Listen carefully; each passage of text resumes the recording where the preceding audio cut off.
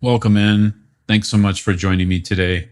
I'd like to share some thoughts with you on meditation techniques being a dead end.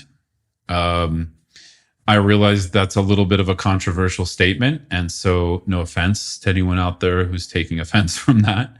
I'd like to explain what I mean by that. And I hope any of what we discussed today can be helpful for your practice. That's my main intention here. So, often I see, both students I've worked with over the years and, friends who meditate out there and just the wider culture of meditation um, in the West and in the modern world sometimes get a little bit obsessive over techniques. Now, I'm not, that's my own judgment. So that could be true or not true. It's just my own observation, judgment. Um, and again, we could have some disagreement on whether that's a useful or not useful thing. I would say this just straight off the bat before I go into more of my thoughts here is that in the beginning, I don't know if we have so much of a choice because that's what we learn. It's kind of like that's all we have to hold on to. Like for instance, watch your breath. And when you lose your attention to breath and you start ruminating and thoughts come back to the breath. And, we're just taught something simple like that, or that's what a guided meditation or app we use instructs us. And I would say, that is useful in the beginning because it can be too much if we're given all this stuff about like why we meditate and all the possibilities of meditation. And, we can fantasize even more rather than just relating to something simple and straightforward. So I just want to put that forward that relating to a meditation technique is sometimes necessary in and of itself. But that's really what I want to hone in on, that sense of relating to a meditation technique in and of itself over the long term right now, right? Not necessarily just in the beginning of learning meditation. And so what I mean by that is that when we stay with that, like let's say we were taught a technique in the beginning of meditating and then we sort of stayed with that, we have no connection to why we're even doing that in the first place. Or maybe we're doing it with a very limited view or limited idea of what we're trying to get out of it. And we haven't checked out what we actually could use that for. So in traditional Buddhism, we call this view. And what we mean by view is an understanding that gets cultivated, as well as, of course, we have more insight into that understanding as we meditate of why we're doing what we're doing, what we're trying to obtain or shift into. Now, view, if it's misunderstood, can also kind of limit us because we might have an initial view of, let's say, cultivating more awareness so we can relate to our thoughts and emotions in a more healthy way. We can let things arise and fall in a more healthy way. And at the beginning of our practice journey, we're going to relate to that in a certain way that's going to change over time. So view in itself also grows as we mature in our practice. But in Buddhism, we also do quite a bit of study of even why we would want to do this in the first place. This isn't really a video on Buddhist philosophy or a podcast episode on Buddhist philosophy. But, in general, we rely on the Four Noble Truths and this sense that we need to look at how we are impacted by dissatisfaction and suffering, not just in its gross forms, but in its smaller forms, because otherwise we're chasing a ghost all the time that we're not going to find. And instead, we have to look back at the mind and see, well, what is it that we're chasing and who is the chaser, right? So we eventually use meditation for that. We use it to unpack the causes of that, which would be, afflictive emotions and primarily what we would say a misunderstanding that there's some centralized self and centralized phenomena when actually things exist dependent upon parts.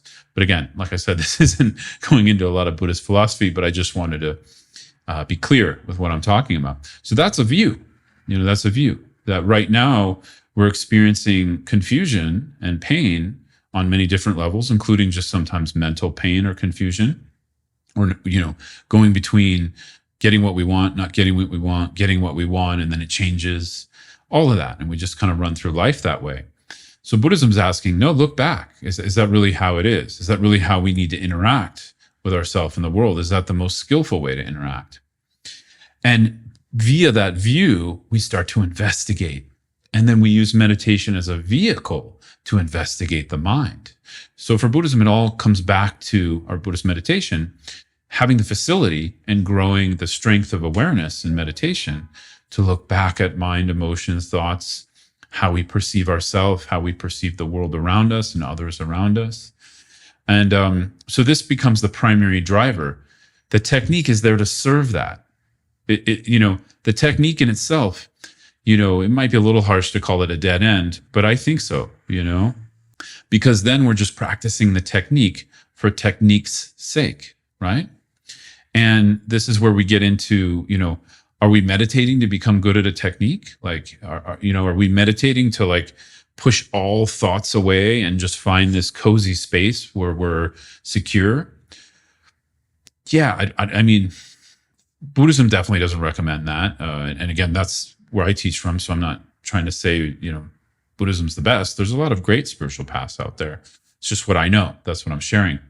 But I think if we just look with common sense, we don't even have to be Buddhist or look at it from a spiritual or religious perspective. Like trying to find security in that is a little short-sighted, right?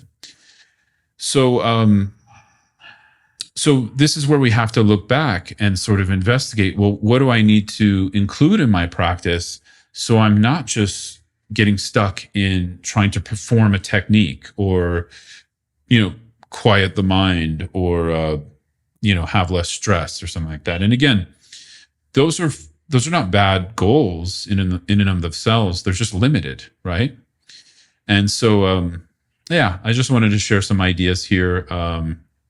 Again, I apologize if this is harsh. I don't mean it to be. It's more just sort of prompting some questioning, because at some point in our practice, if we're a beginner and you're watching this and you're more a beginner to meditation, I recommend thinking about some of this, right? What do I want to, how do I want to cultivate meditation? Why am I cultivating this? What are the, is there some other ways that I can use meditation beyond just stress relief? Maybe we reach a point where we do feel less stress, and that's wonderful. I mean, congratulations if you've been able to feel more grounded and open in the body. Actually, for me, that's one of the first steps I take with my students, because if we're feeling overwhelmed and stressed, we can't go anywhere else. We need to deal with that. But if that becomes sort of a goal in and of itself, we've already concluded the practice. So instead, from the perspective I would put forward and I adopt in my teaching and practice, is that's just the start. Just getting grounded is the start. And grounded isn't something that's permanent. Personally, I get grounded and I get ungrounded, and then I get grounded and I get ungrounded. And we learn to ride those waves. So it's not about, having this permanent groundedness. It's just having enough, connection to that where we're not kind of overwhelmed all the time. And then we can put our energy into investigating the mind and the actual causes or the foundations of our dissatisfaction and suffering. And we can actually find the culprits and uproot them, right? Which, I mean, I want to do that. I don't know if you want to do that, and you're welcome to do whatever you want. But I think the Buddha was onto something.